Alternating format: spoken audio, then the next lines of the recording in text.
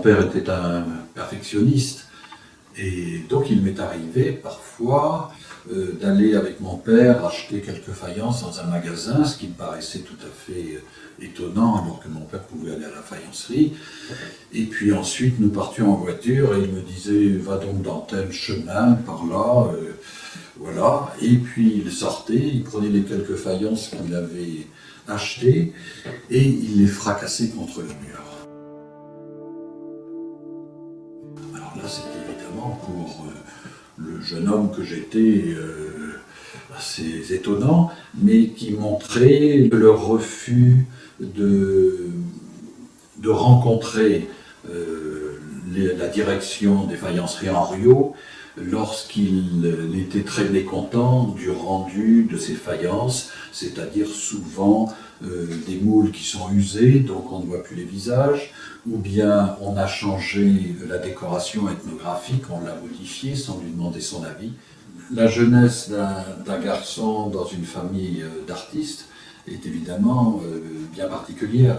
J'ai eu une autre vie que tous mes camarades, garçons ou filles. Il y a une odeur de térébenthine en permanence.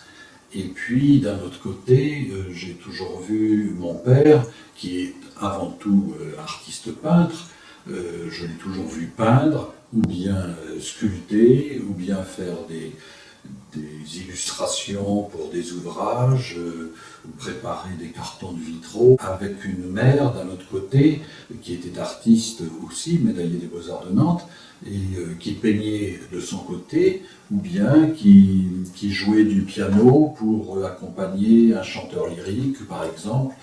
J'étais un petit peu dans un autre monde. Mon père, qui pour vivre était professeur de dessin, moi je ne l'ai jamais eu comme professeur de dessin, mais j'avais donc des copains, des copines qui me disaient « Oh, on a eu ton père comme professeur de dessin, oh c'est un père génial, etc. Il est formidable ». Et tout ce que l'on disait, ça m'étonnait beaucoup. Mon père n'avait pas son permis de conduire, donc je l'ai emmené un petit peu partout en Bretagne, mais aussi en Provence, à Venise, dans différents endroits, pour l'emmener justement dans des lieux où, sur le plan artistique, il était intéressé de visiter. Et puis, en permanence, en me promenant avec lui, voilà, il me disait mais regarde donc, là, regarde, et il me montrait du doigt. Alors quand j'étais plus petit, je lui disais qu'est-ce que je dois regarder? Et donc, j'ai toujours été proche de lui. Alors, bon, il a vécu sa vie, moi j'avais ma vie professionnelle d'un autre côté. Mais assez rapidement, je me suis intéressé à essayer de le mettre en valeur parce qu'il était d'une grande discrétion, donc il passe inaperçu en dehors du domaine de la faïence dont le nom Michaud-Vernez est connu, mais sinon pour la peinture par exemple, il passe inaperçu et donc à partir lorsque j'ai une quarantaine d'années, je commence à m'occuper de lui, à le faire exposer dans des galeries, notamment à Paris.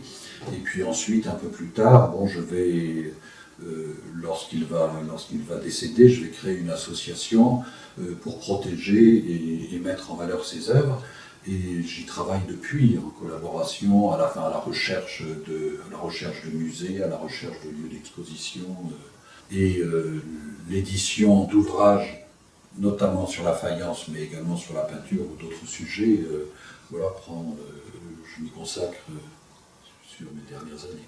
Alors dans le domaine de la faïence, mon père a commencé très tôt, puisqu'il sort de l'École supérieure des Beaux-Arts de Paris en 1930, et tout de suite, il souhaite vivre de son art, donc il va s'intéresser à la faïence, il va s'intéresser aux illustrations, il va peindre bien sûr, et notamment en ce qui concerne la faïence. Donc dès 1930, il va présenter quelques modèles à Jules Henriot, et puis la modernité de ses œuvres, alors qu'il n'a que 23 ans, est assez étonnante pour l'époque, et donc il va avoir une collaboration avec les faïenceries Henriot jusqu'en 1960, où il va créer en fait 135 sculptures et plats qui vont devenir l'image de marque des faïenceries Henriot. C'est l'inspiration des danses et puis des costumes de Bretagne qu'il a rencontré très tôt, dès 1932,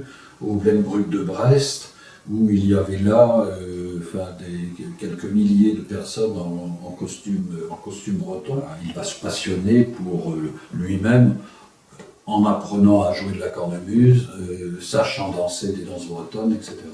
Et il va s'inspirer de ces faïences ensuite dans pas mal de ses œuvres, notamment il va faire beaucoup d'affiches. C'est en 2004, notamment par mon intermédiaire et puis ma relation avec le conservateur du musée de la faïence de Quimper, que l'on va décider de monter une rétrospective sur ces œuvres en faïence qui auront lieu l'année 2004.